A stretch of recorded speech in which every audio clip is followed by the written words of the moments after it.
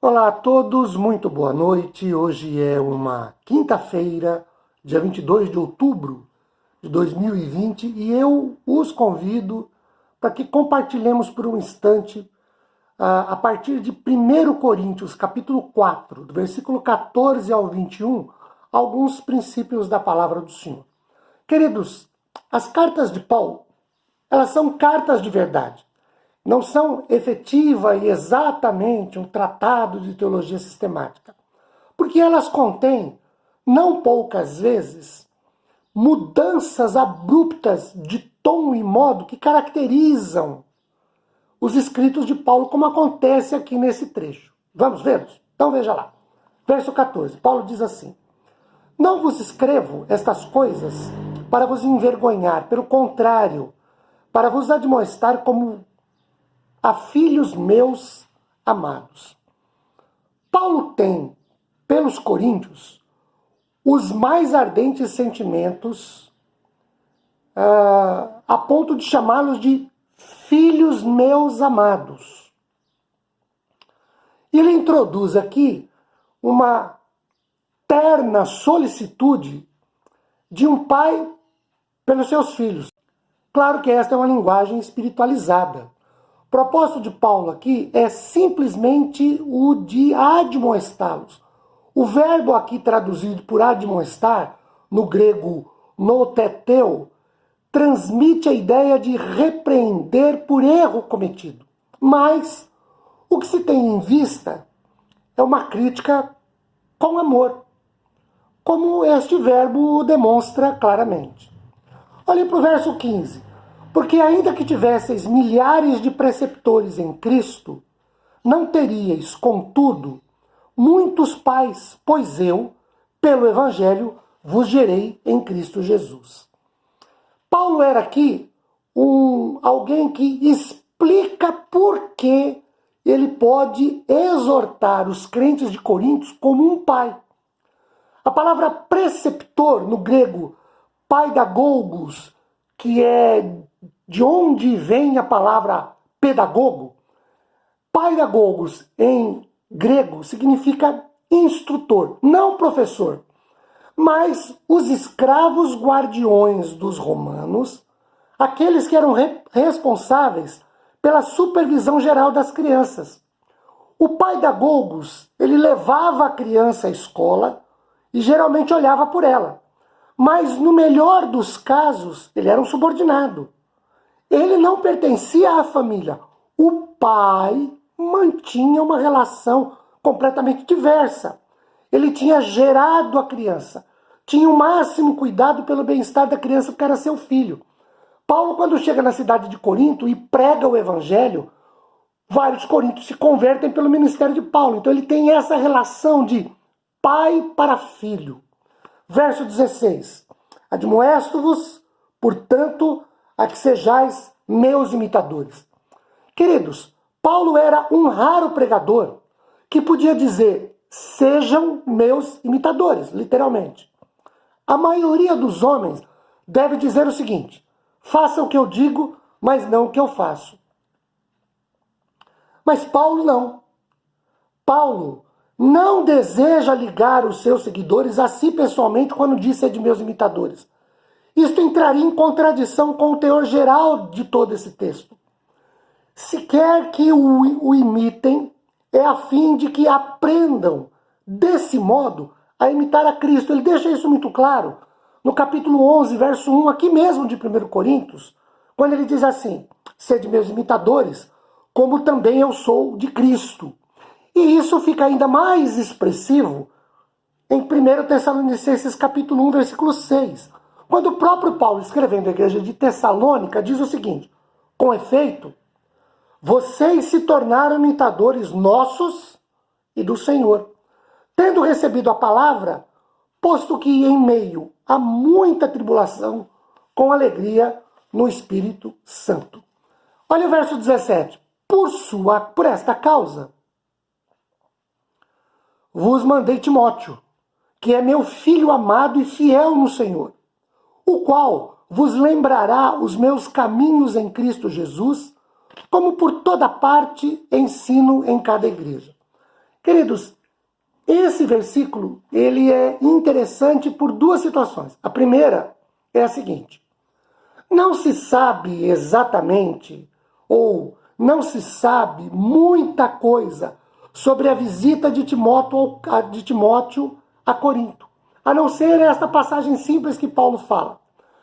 Evidentemente, Paulo percebeu, e a gente vai ver isso daqui a pouquinho, que havia um problema que estava começando lá na igreja de Corinto, e ele envia Timóteo, que é seu filho da fé, como ele mesmo coloca aqui, que é um jovem pastor, que segundo a tradição substituiu João no pastorado da igreja de Éfeso. Então, Paulo envia Timóteo para resolver o problema lá em Corinto. Agora, vejam, essa situação descrita por Paulo no versículo 17, que ele mandaria Timóteo para resolver o problema de Corinto, em segundo lugar, criou um problema. Por quê? Olha o versículo 18. Alguns se ensoberbeceram, como se eu não tivesse de ir convosco. O que aconteceu aqui? Alguns corintos, ouvindo que Paulo mandaria Timóteo, entenderam que Paulo não queria vê-los. Existiram alguns que se levantaram em oposição a Paulo, e Paulo os acusa de orgulhosos. Alguns tinham tentado apoiar a sua posição de orgulho na confiante ideia de que Paulo não tornaria a visitar a cidade. Isso seria reforçado pelo que ele diz aqui no verso de número 17, quando mandaria Timóteo para visitá-los. Eles fizeram a leitura de que Paulo não queria ir para lá para não ter que encará-los, para não ter que olhar nos olhos deles. Então, eles disseram, bom, já que vem Timóteo e não vem Paulo, Paulo não quer nos olhar, Paulo não quer nos encarar, Paulo está com medinho, talvez. Olha o 19. Uma leitura muito equivocada. Mas em breve irei visitar-vos, se o Senhor quiser, e então conhecerei, não a palavra, mas o poder dos ensoberbecidos. Porque Paulo diz que ele, num primeiro momento, mandaria Timóteo, e os coríntios orgulhosos disseram, ele não quer nos encarar. E aí Paulo falou, opa, não é assim não, cara pálida, calma aí. Vejam, Paulo assegura que essas ideias, essas suposições de que ele não iria, eram infundadas. Verso 19, porque logo ele iria visitá-los, se o Senhor o quiser. O ponto aqui, queridos, é que somente um impedimento divino deteria Paulo de visitar a igreja de Corinto. Eles fizeram uma leitura errada. Orgulhosos, soberbos, envaidecidos que eram, fizeram uma leitura errada. Entenderam o seguinte, Paulo não quer vir aqui para nos encarar. Paulo disse, não, eu vou aí sim, vou falar com vocês. E aí eu quero conhecer, não a palavra soberba, arrogante, mas eu quero conhecer a vida de quem está aí, arrogantemente se posicionando assim. Verso 20. Porque o reino de Deus consiste não em palavras, mas em poder. O reino de Deus aqui, queridos, é o tópico mais frequente no ensino de Jesus. Não é tão proeminente no resto de todo o Novo Testamento, conquanto Paulo o mencione de vez em quando, sobretudo nesta epístola. Por exemplo, no capítulo 6, versículos 9 e 10. Ou não sabeis que os injustos não herdarão o reino de Deus? Ele diz, nem impuros, idólatras, adúlteros, efeminados, sodomitas, 10. Nem ladrões, avarentos, bêbados, maldizentes, roubadores, não herdarão o reino de Deus. Capítulo 15, versículo 24. E então virá o fim quando ele entregar o reino de Deus e Pai. Versículo 50. Paulo diz assim, isto afirma, irmãos, que a carne e o sangue não podem herdar o reino de Deus. Queridos, uma característica do conceito do Evangelho tem o reino.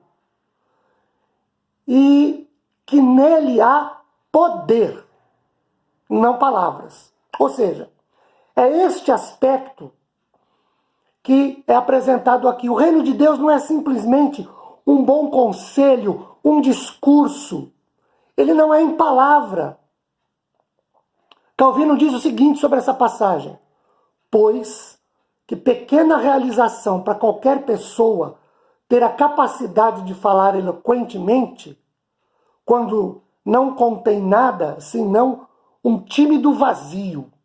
O reino de Deus não é palavra, não é discurso, não é blá blá blá. O reino de Deus é algo efetivo, dinâmico, vivo, real. Os homens sabem o que devem fazer. Interessante essa colocação aqui de Paulo no verso de número 20. Né? O problema é que, sabendo bem, praticam o mal. Necessitam do poder de Deus para capacitá-los a viverem como convém no seu reino. Provavelmente há um intencional contraste com as pretensões dos coríntios lá no verso de número 8. E por final, o verso de número 21, Paulo diz: que preferis?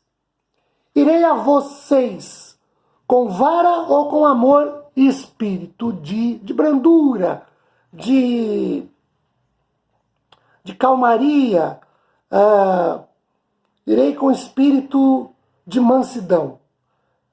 A questão não é se Paulo irá ou não a Corinto, mas como ele irá. Paulo coloca o problema com muita sinceridade. Depois de tudo o que ele tinha ouvido de Corinto, os grupelhos que tinha dentro da igreja, eu sou de Paulo, outro grupo eu sou de Apolo, outro grupo eu sou de Pedro, outro grupo eu sou de Cristo, as divisões, a soberba, a arrogância, o fato deles se voltarem mais para filosofias gregas do que pela palavra do Senhor, levaria Paulo, primeiro, ou com uma vara, no sentido de severidade, pronto para puni-los, para repreendê-los, ou como um pai com amor e espírito de mansidão. Eles é que deveriam decidir como Paulo iria. A escolha era deles. A resposta de como Paulo se posicionaria com eles era deles. Queridos, que Deus nos console e nos conforte, sempre nos voltemos para a palavra de Deus em obediência e imitemos a Cristo. Boa noite, Deus nos abençoe. Amém.